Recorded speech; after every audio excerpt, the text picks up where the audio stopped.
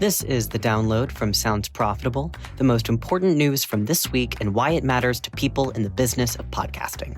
I'm Newton Shuttlecotty. And I'm Gavin Gaddis. The download is brought to you by Podscribe. Find out more at podscribe.com. This week, Megaphone to recertify with the IAB, new research looks at how tolerant audiences are of podcast ads, Spotify partners with Nebula to bring video content to the platform, and new Canadian legislation taxes streaming services to fund local content.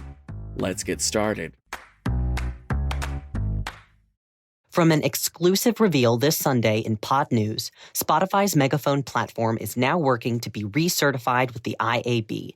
The move follows a late April discovery that all of Spotify's podcasting arms, including Megaphone, Spotify for Podcasters, and Chartable, had been removed from the IAB's list of compliant companies for podcast measurement.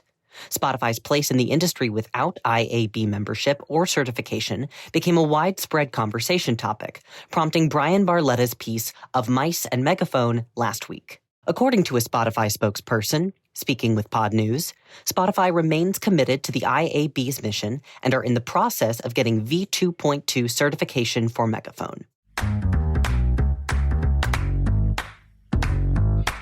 This Wednesday from Tom Webster at Sounds Profitable. Various iterations of the phrase, "my audience won't tolerate advertising," are quite common in podcasting. Webster seeks to push back on it. A quote from Webster, quote, "There are three things I know to be true about this statement. 1. I am sure there are people in your audience for whom this is true. They are the ones who email you and ping you on social media. 2. I am sure there are people for whom this is not true. They do not email you to tell you they love ads. They just don't email you. And 3, if someone stops listening to your show because you run an ad, you never really had them in the first place. Your love will forever remain unrequited. Like the poet Gordon Sumner once wrote, if you love someone, set them free. Free, free, set them free." End quote. The sentiment can also be challenged with more concrete data, as the upcoming study Ad Nauseam surveyed 1,000 weekly podcast listeners about their expectations and perceptions of podcast advertising. When responding to the sentiment, when listening to a podcast, how do you feel about ads, respondents largely tended to enjoy the ads or simply not mind them. The surprising numbers come from those who truly, like the saying claims, are intolerant of podcast ads.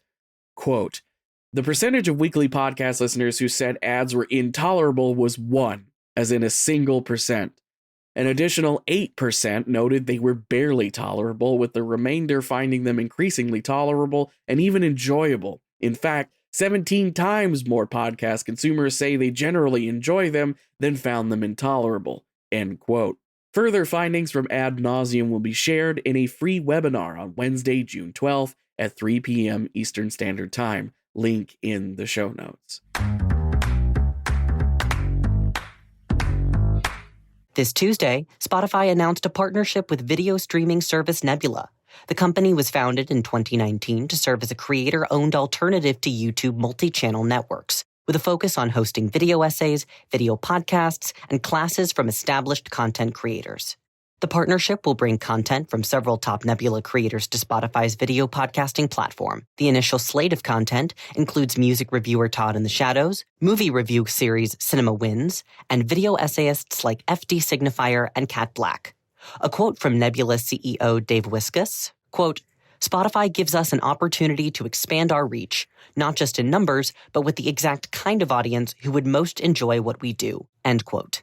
Continuing that theme of expanding reach, on the same day, TechCrunch writer Lauren Forrestal covered the announcement that Discord and TuneIn are partnering up. The partnership will bring TuneIn's full streaming library of AM and FM radio, sports content, and podcasts to the instant messaging and voice chat app Discord. Co-listening has been a major part of Discord's community since the early days of the app, with users commonly using third-party bots to jury-rig ways to listen to music and spoken word content while in voice calls with friends. A trend so popular, YouTube had Discord disable the functionality to stop the noticeable ad-free traffic spikes from Discord bots. An official feature enabling Discord users to consume podcasts casually in voice calls not only better empowers existing podcast audiences, it likely will create new podcast listening audiences as new listeners are exposed to friends' favorite shows via TuneIn.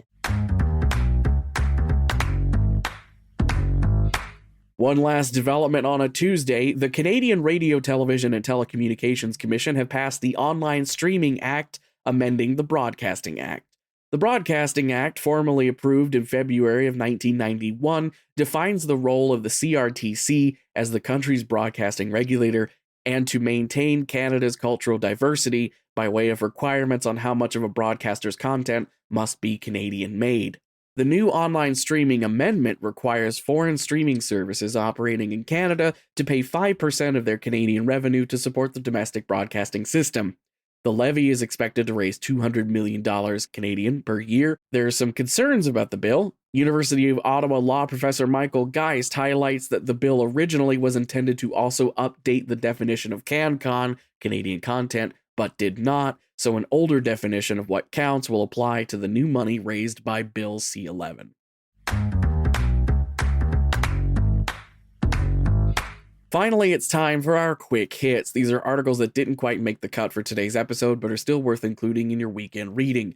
This week, Digital Markets Bill passed, paving way for publishers leveling the playing field with big tech by Dominic Ponsford. The new bill establishes further rights for publishers and sets the stage for replicating Australian legislation that compels tech companies to compensate publishers for scraping information from sites to share in search results. Colgate launches first ever podcast advertising campaign with The Diary of a CEO. The 6-month campaign, arranged by Wavemaker UK and Adalicious, will promote Colgate Total toothpaste on the podcast. IAB's online ad spend numbers indicate brands focused on short-term sales targets. The findings stem from IAB Australia's online advertising expenditure report. And Triton Digital unveils 2024 Canadian podcast report. Key findings include the average Canadian listener consuming 8.2 podcast episodes per week.